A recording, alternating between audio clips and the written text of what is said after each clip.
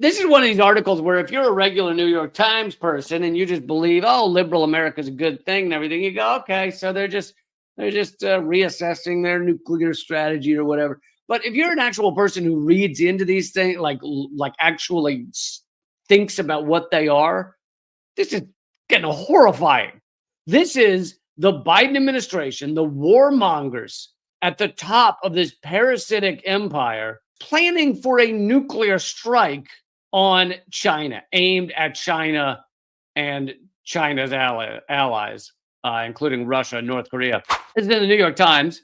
President Biden approved in March a highly classified nuclear strategic plan for the United States. The White House never announced that Mr. Biden had approved the revised strategy called the Nuclear Employment Guidance, which also newly seeks to prepare the United States for possible coordinated nuclear challenges. This is all propaganda speak by the New York Times, but nuclear challenges from China, Russia, and North Korea. Something to know here, if you have good media literacy, something to know here is whenever you hear the mainstream media or our government saying that they are preparing for or planning for, it means they are causing. So when they're planning for China's nuclear abilities or a possible Chinese nuclear exchange, it means they are causing or hoping to cause a Chinese nuclear exchange. Like with the proxy war in Ukraine, when they said, oh, Russia, we are planning or preparing for Russia to invade Ukraine, it meant the U.S. is causing Russia to invade Ukraine. The U.S. it had been a U.S.-backed coup in Ukraine. The U.S. had been funding and arming Nazis in Ukraine for years. Even the New York Times later admitted that the CIA was on the border of Russia in the woods of Ukraine, arming and training Ukrainians, and at times even sending them into Russia. This is way before Russia invaded Ukraine. So it's causing. So when the U.S. says that they are preparing for nuclear challenges, well, really what they're doing is they're creating a strategy of possible nuclear strike against China, which causes China and Russia and the others to then prepare themselves for such an outcome. And it pushes everybody towards nuclear Armageddon.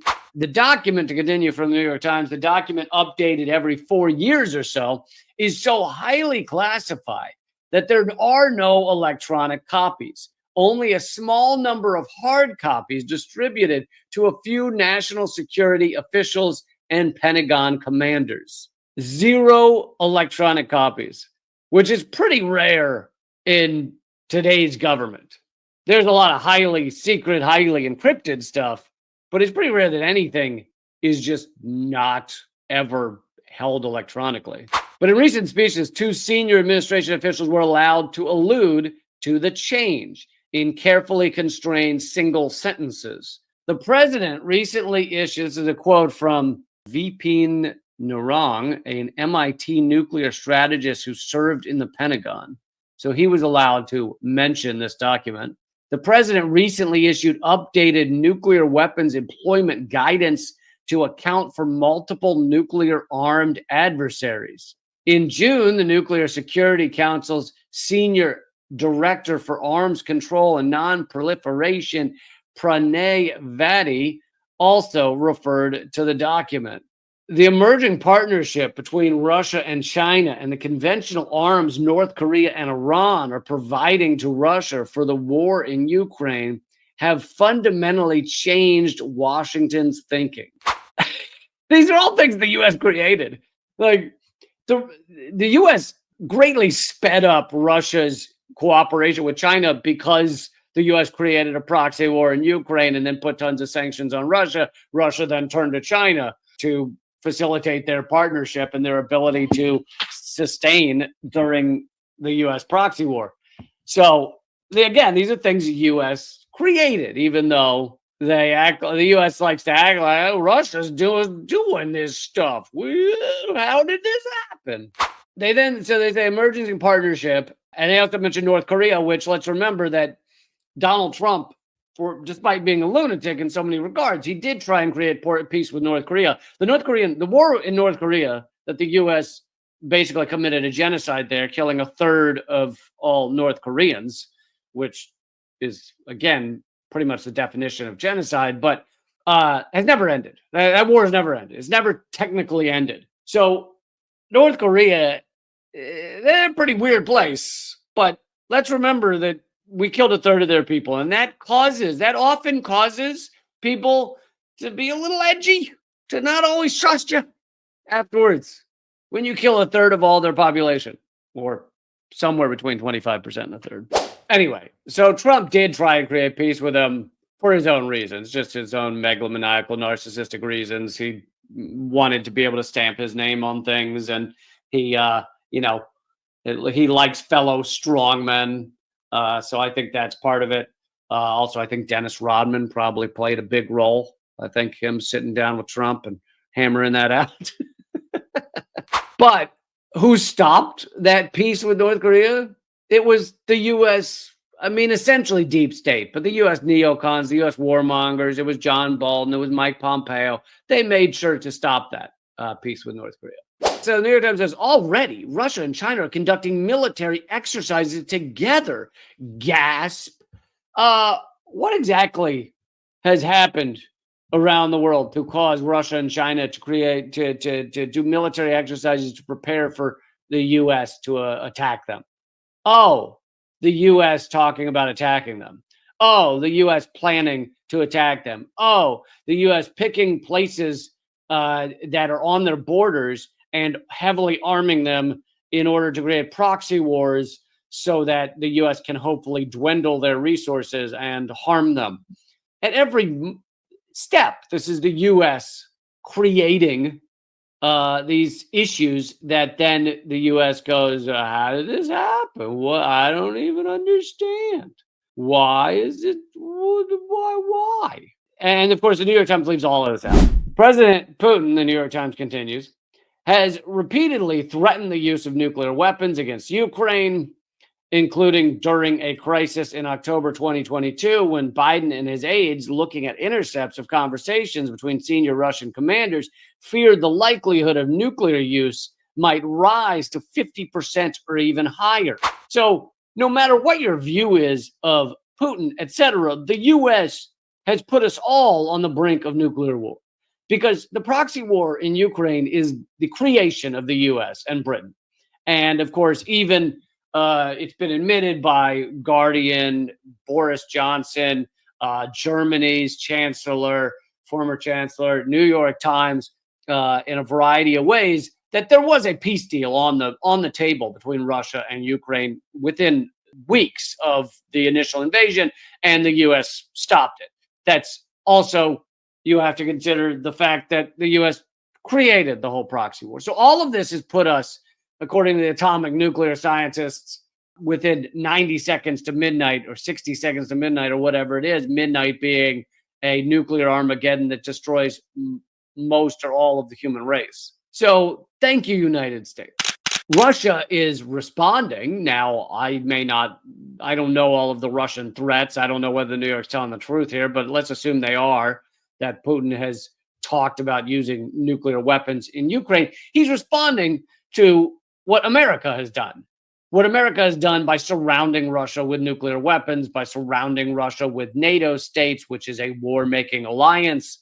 And I just thought I'd pull up here. So as this article, New York Times article, just says, oh my God, China, so belligerent, China, Russia causing war. They're practicing, they're doing war drills together. Oh my God, so dangerous what China and Russia are doing.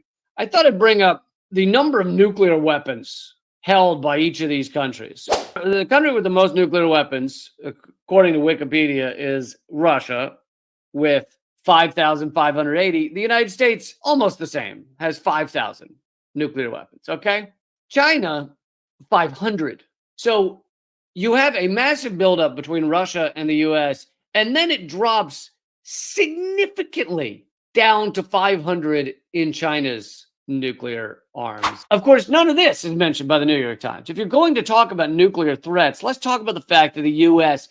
has a crazy amount of nuclear weapons, and China comparatively does not. But let's talk about overseas military bases.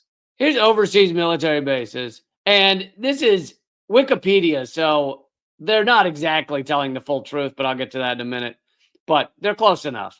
Australia has a couple. Bangladesh has one. This countries with military bases outside of their country. China has a whopping four. Four, except that I'll point out here, one of the ones they're including on the list is Cuba. And they call it a listening station. A listening station.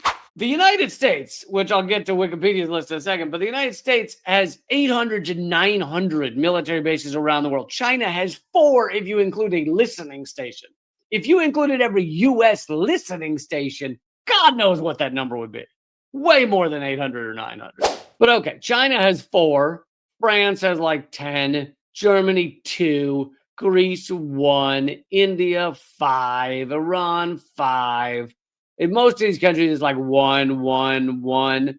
Russia has a whopping, what is it on here? 12, 2, 4, 6, 8, 10, 12, 14. Russia has 14 on Wikipedia's list. But almost all of those, except for a couple in Africa, are former Soviet bloc countries. Even with those, even with counting all those, you're talking 14 compared to 800, 900 the US has. Okay, so we get through all of those. The highest number we saw was 14 from Russia. And then you get to the US, and Wikipedia even has to separate them by continent because it's just too many. Here's all the ones in Africa. Here's all the ones in the America. Here's all the ones in Asia. Here's all the ones in Europe. Here's all the ones in Oceania. And this number is not nearly the full number because they're ignoring a lot of the lily pads, as they call them, little drone bases.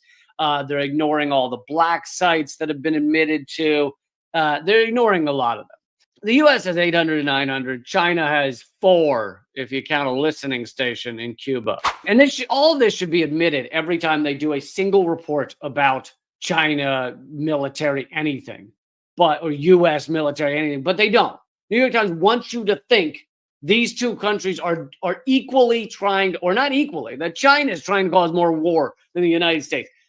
No, they're not. China's not bombing anyone and hasn't in years. The U.S. bombs tens of thousands of times a year. It is so maniacally just fucked up the mental gymnastics it takes to tell you that the United States is not the number one perpetrator of terror in the world.